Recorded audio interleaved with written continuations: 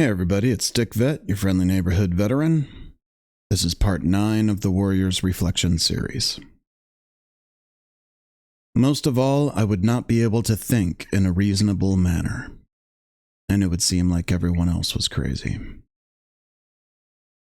Train as you fight, fight as you train. So much of our training was to mentally prepare us for the war zone. That programming doesn't stop in civilian sector. And we return with a brain that's constantly looking for threats. Psychology calls it hypervigilance, but it used to be called being a soldier. There's no diagnosis of hypervigilance in the military because it's not a problem. Everyone has their hands at other pockets and their head on a swivel. Don't you dare get caught unaware. It's all part of the mental conditioning. But it also equates to an increased frequency of thought patterns in any normal environment. This is why places like a grocery store can be too overwhelming for a returning veteran. Weirdly common. I know lots of vets that shop at 3 a.m. or with headphones on or avoid it altogether.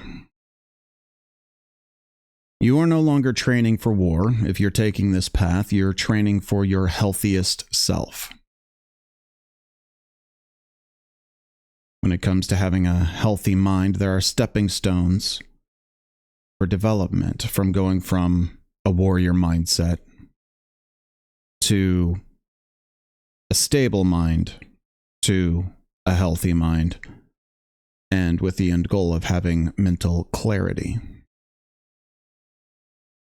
A stable mind can begin work of reprogramming and replacing it with new belief structures. A healthy mind can then be fine-tuned with meditation practice to find that clarity. Mental clarity being the healthiest mental state to sustain.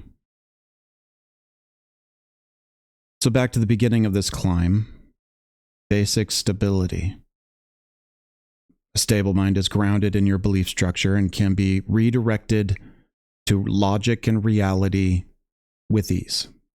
That's the goal.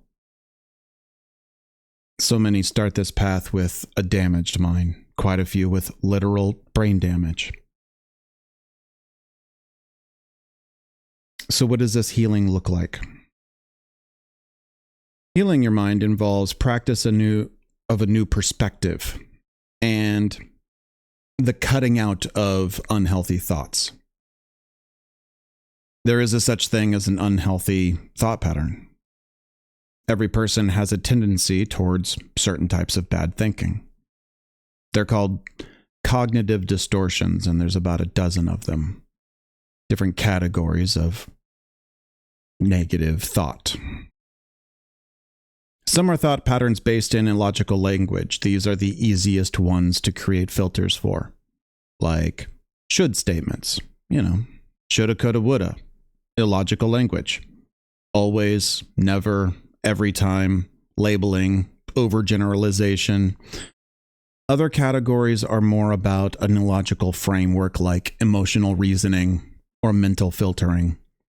I'll put a link in the description that describes each of these categories and their psychological definition. But the practice, the actual habit you instill is paying attention and keeping track of your own thoughts. I know, we have a hard enough time thinking as it is. Now I have to think about what I'm thinking.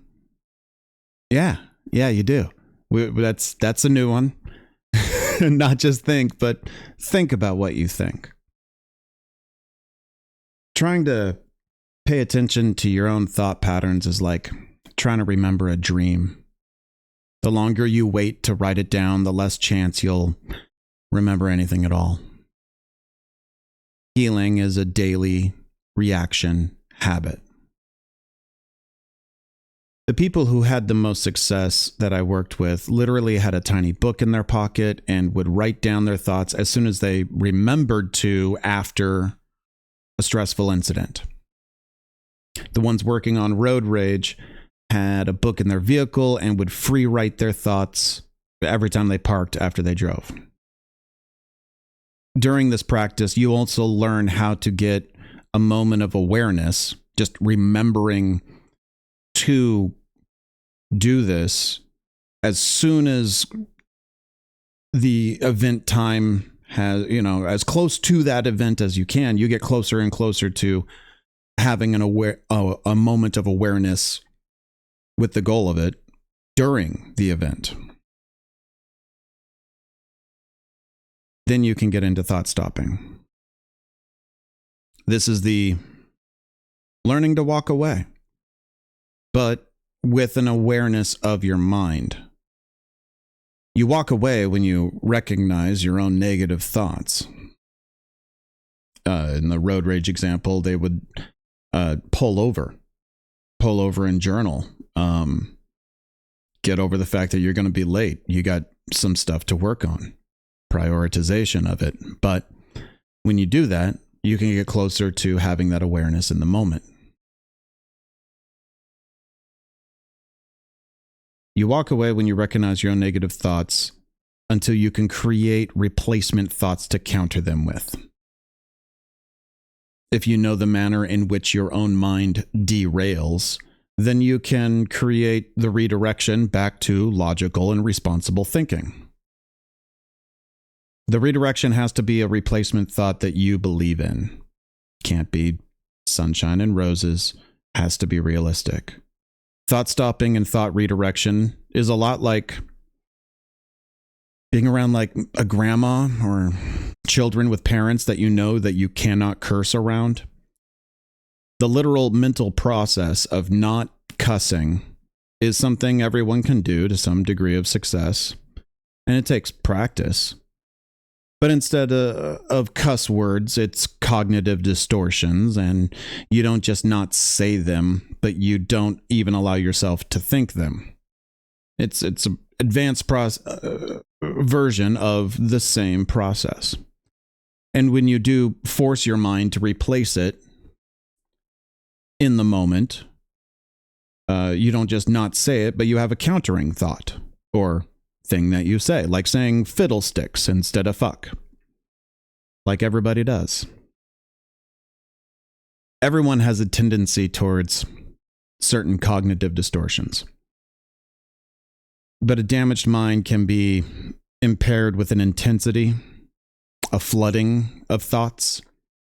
It's the same negative thoughts everyone has, but it's dialed up to 10. And it makes sense. For instance, catastrophizing, seeing only the worst possible outcomes of any situation. This is one of the categories of negative thought. It's obviously going to be amped up for someone who has witnessed actual catastrophes in their life. This intensity can take that negative thought pattern and turn it into your entire perception or worldview.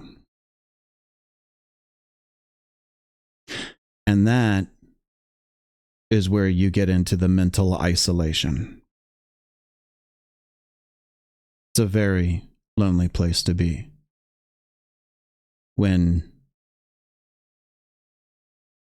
these negative thought patterns, these cognitive distortions are so overwhelming that you can't even remember what you believe beyond them.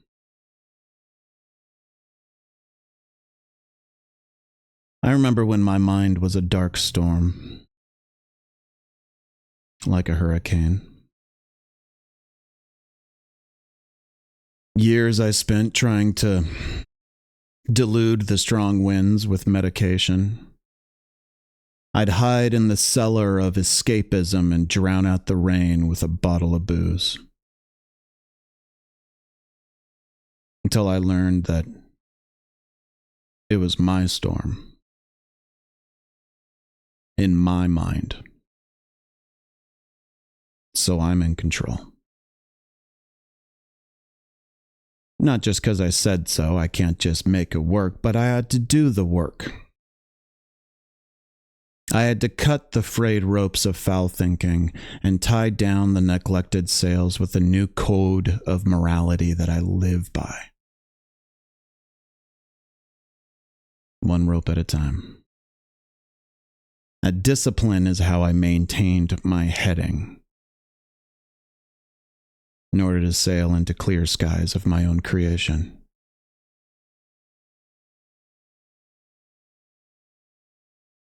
It's your storm. And you have to get the way out. Stick to your heading. This is Stick Vet.